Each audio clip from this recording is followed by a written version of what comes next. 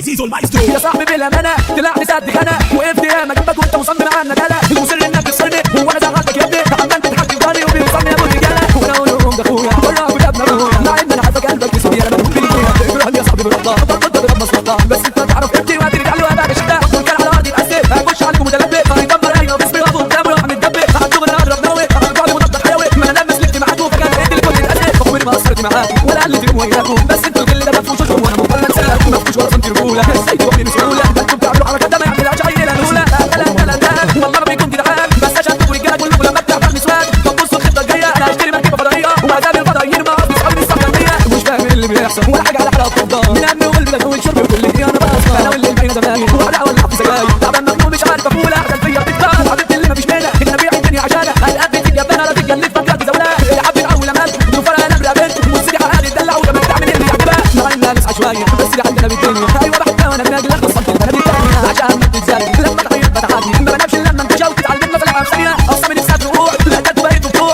انا بقول لكم النار اللي عندكم اللي بقيت موضوع يطلعوا تيجوا بطريقتي هنروحوا من سكتي هلعبكم على شركتكم سكاتكم تحت الطور اللي سالكم كفركم في ما وحدكم فعلا انا احبكم واجيبكم لما تشوف علامتكم شكلكم ما تعرفوني